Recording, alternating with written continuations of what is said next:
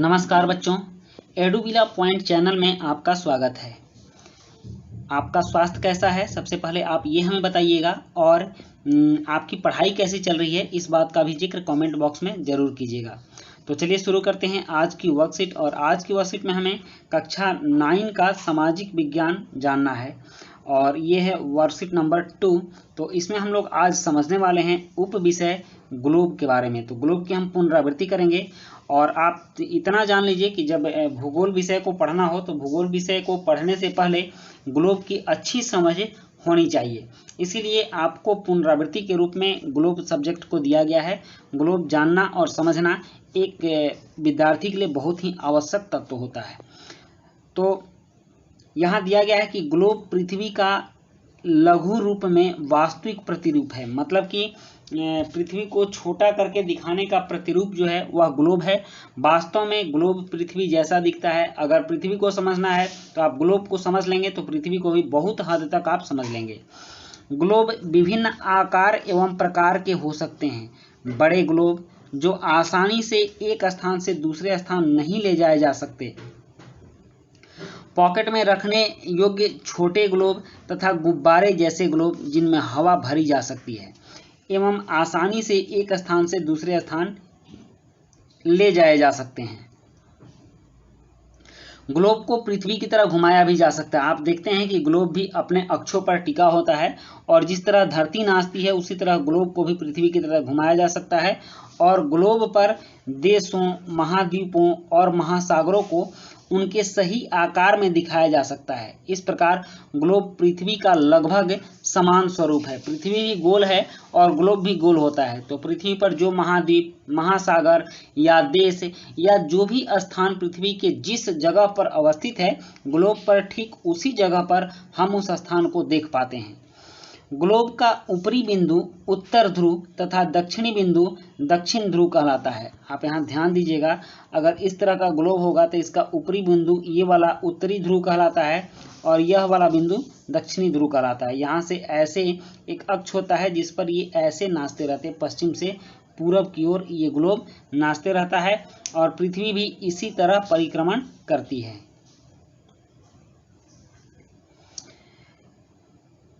पृथ्वी का काल्पनिक अक्ष इन्हीं दो बिंदुओं के बीच की धुरी है जिसके चारों ओर पृथ्वी पश्चिम से पूर्व दिशा की ओर घूमती है। जैसा मैंने अभी आपको दिखाया है कि पृथ्वी पश्चिम से पूर्व दिशा की ओर ऐसे घूमती है और इसके इस तरह से घूमने पर दिन और रात बनते हैं।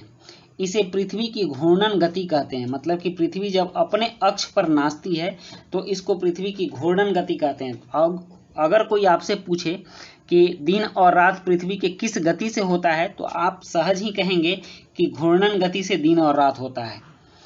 पृथ्वी के अपने अक्ष पर 23.5 डिग्री झुके होने के साथ साथ सूर्य के चारों ओर चक्कर लगाने से ही ऋतुएं बनती है। अब होता क्या है कि मान लीजिए ये सूर्य हो गया और ये पृथ्वी का सूर्य के चारों ओर घूमने वाला पथ हो गया। तो पृथ्वी इस तरह 23.5 डिग्री अपने अक्ष पर झुकी रहती है और ऐसे सूर्य का चक्कर लगाती है, तो इसको परिक्रमण कहते हैं। और इस ये सूर्य हो गया और इस परिक्रमण गति से ऋतु परिवर्तन होता है, ऋतुएं बनती हैं।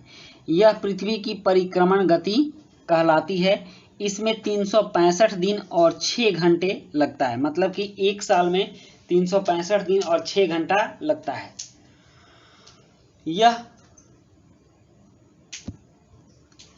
अतिरिक्त जो 6 घंटा का समय है, इसको 6 घंटा 4 साल बाद एक दिन बन जाता है, 24 घंटा बन जाता है। तो हर चौथे साल प्रत्येक चौथा वर्ष 366 दिन का होता है और एक लीप वर्ष कहलाता है। ग्लोब पर अक्षांश और देशांतर नामक काल्पनिक रेखाएं भी होती हैं। आप अगर ग्लोब देखेंगे तो इस तरह की जो रेखाएं बनी हुई हैं ये अक्षांश रेखाएं हैं, ठीक। और ग्लोब पर जो ऐसे जो रेखा बनी होती है ये देशांतर रेखाएं बनी होती है। तो ये काल्पनिक रेखा है। किसी भी स्थान की सही दिशा की जानकारी और सही जगह बताने के लिए इसका प्रयोग किया जाता है। तो ग्लोब पर जो अक्षांश और देशांतर रेखाएं हैं ये काल्पनिक रेखाएं हैं। पृथ्वी पर इस तरह की कोई भी रेखा नहीं है। बीचों बीच स्थित 0 डिग्री अक्षांश विषुवत वृत्त कहलाता है। आप यहाँ देखिए, यहाँ पृथ्वी के ठीक बीचों बीच ये अक्षांश गया है, यह 0 डिग्री है और यह विषुवत वृत्त या विषुवत रेखा कहलाता है। भूमध्य रेखा भी इसको कहते हैं, क्योंकि पृथ्वी को 2 अलग अलग भागों में बांटता है। भूमि के मध्य से गुजरता है, इसलिए भूमध्य रेखा भी कहते हैं, विषुवत वृत्त कहलाता है। इसके ऊपर वाला भाग उत्तरी गोलार्ध और नीचे वाला भाग दक्षिणी गोलार्ध कहलाता है। आप यहाँ देख लीजिए कि भूमध्य रेखा के ऊपर वाला भाग उत्तरी गोलार्ध और नीचे वाला भाग दक्षिणी गोलार्ध कहलाता है, क्योंकि इसके ऊपर में उत्तर दिशा होती है और इसके नीचे में दक्षिण दिशा होती है।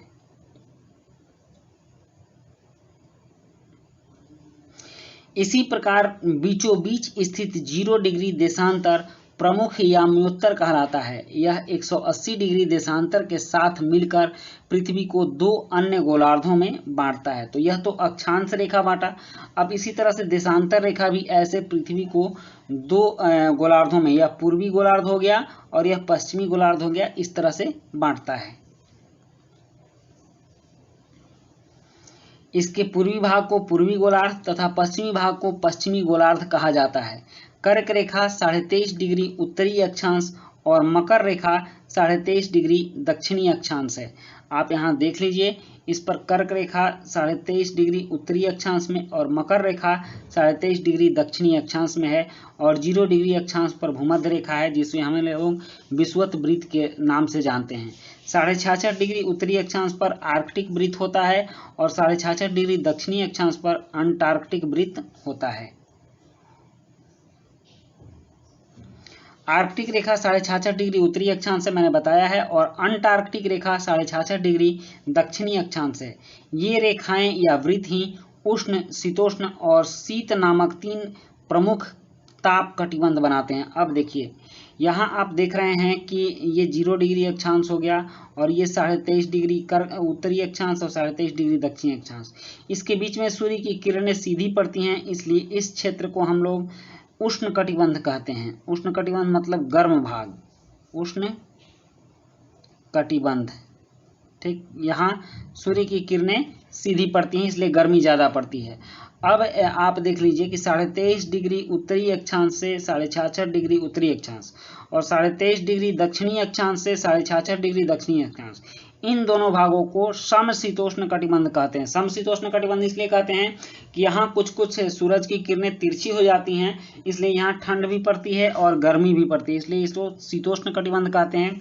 और इसके बाद का उत्तरी क्षेत्र शीत कटिबंध और इसके बाद का भी उत्तरी क्षेत्र शीत कटिबंध कहलाता है। तो आप कटिबंध को पहचान लिए, ये उष्ण कटिबंध, ये शीतोष्ण कटिबंध, ये दोनों, और ये शीत कटिबंध, यहाँ भी ये शीत कटिबंध हो गया।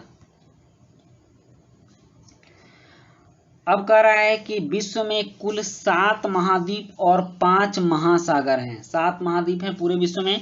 हमारा देश भारत एशिया महाद्वीप में है और वर्तमान समय में भारत में कुल 28 राज्य और 8 केंद्र शासित प्रदेश हैं।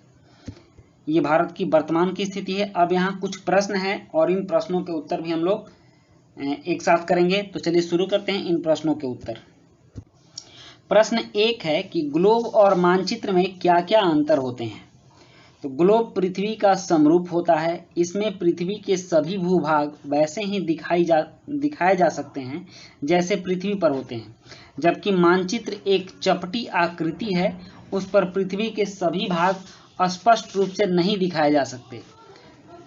ग्लोब पर पृथ्वी के दोनों ध्रुव दिखाए जा सकते हैं, लेकिन मानचित्र पर पृथ्वी के दोनों ध्रुवों को नहीं दिखाया जा सकता है। उसके बाद है प्रश्न 2। प्रश्न 2 है कि एक ग्लोब का चित्र बनाकर उसमें दोनों ध्रुव और चारों गोलार्धों को अंकित करके उनके नाम लिखिए। तो आप देख लीजिए, यह ग्लोब है, तो इसका दोनों, ये उत्तरी ध्रुव हो गया और ये दक्षिणी ध्रुव हो गया। इसका उत्तरी गोलार्ध ऐसे लिख लीजिएगा, उत्तरी गोलार्ध, इसके ऊपर वाला भाग,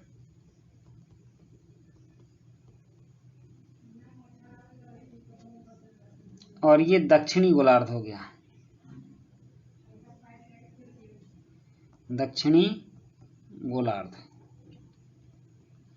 ये तो उत्तरी और दक्षिणी हो गया। अब कह रहा है चारों गोलार्ध को। तो अब आप इसको यहाँ से ऐसे देखिए, एक इसका ये पार्ट देखिए, ये हो गया उत्तर पूर्व भाग, या इसको ऐसे कर दीजिए तो ये हो गया पूर्वी गोलार्ध। अगर ऐसे देशांतर रेखा से बांटते हैं तो ये वाला भाग हो गया पूर्वी गोलार्ध।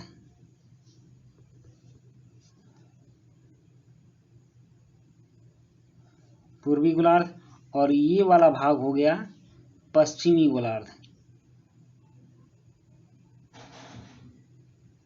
पश्चिमी गोलार्ध, इसके चारों भाग हो गए। और यहां से ऐसे भी बांट दीजिए तो हो गया ये उत्तरी, ये दक्षिणी, ये पूर्वी और ये पश्चिमी, उत्तरी ध्रुव और दक्षिणी ध्रुव। अब है कि पृथ्वी की घूर्णन और परिक्रमण गति में क्या अंतर है। पृथ्वी अपने अक्ष पर पश्चिम से पूर्व दिशा की ओर घूमती है, जिससे दिन और रात बनते हैं। इसे पृथ्वी की घूर्णन गति कहते हैं। जबकि पृथ्वी अपने अक्ष पर 23.5 डिग्री झुककर सूर्य के चारों ओर चक्कर लगाती है, जिससे ऋतु परिवर्तन होता है। यह पृथ्वी की परिक्रमण गति कहलाती है। अब है प्रमुख ताप कटिबंध को चित्र द्वारा दिखाइए। तो यहाँ देखिए प्रमुख ताप कटिबंध को चित्र द्वारा कि यहाँ से ये भाग हो गया उष्ण कटिबंध, यहाँ लिखा हुआ है उष्ण कटिबंध। ये भाग हो गया उत्तरी शीतोष्ण कटिबंध और ये दक्षिणी शीतोष्ण कटिबंध हो गया। और ये दक्षिणी शीत कटिबंध और ये उत्तरी शीत कटिबंध। तो इस तरह से आपके सारे कटिबंध इस पर दिख जाते हैं। पांचवा प्रश्न है, खाली स्थान भरना था। तो विश्व में कुल 5 महासागर और 7 महाद्वीप हैं। भारत एशिया महाद्वीप में स्थित है। वर्तमान में भारत में कुल 28 राज्य और 8 केंद्र शासित प्रदेश हैं। अब प्रश्न 6 है कि पृथ्वी पर स्थित प्रमुख महाद्वीपों और महासागरों को विश्व के मानचित्र के सहायता से ढूंढकर लिखिए। तो यहाँ देखिए इसको प्रमुख, सबसे पहले हम लोग महासागर की बात करते हैं। तो यह देखिए ये पैसिफिक ओशन, जिसको कि हम लोग प्रशांत महासागर कहते हैं। और प्रशांत महासागर के बाद ये हो गया हिंद महासागर, ये अटलांटिक महासागर हो गया और ये आर्कटिक ओशन हो गया। ठीक, तो 1 2 3 4 5 ओशन हो गए। उसके बाद अगर हम महादेश की बात करें तो ये एशिया हो गया, ये यूरोप हो गया, ये अफ्रीका हो गया, ये north America, south America, Australia और अंटार्कटिका।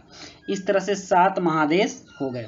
तो आपने समझ लिया 5 महासागर और 7 महादेश। तो बच्चों ये थी आपकी आज की वर्कशीट। और आज की वर्कशीट में हमें बहुत सारे तथ्यों को समझने को मिला। ग्लोब का हमने बहुत ही अच्छे तरीके से अध्ययन किया। वीडियो अच्छी लगी हो तो लाइक, सब्सक्राइब, कमेंट जरूर कीजिएगा और अपने दोस्तों के बीच शेयर भी कीजिएगा। मिलते हैं नेक्स्ट वीडियो में। Thank you.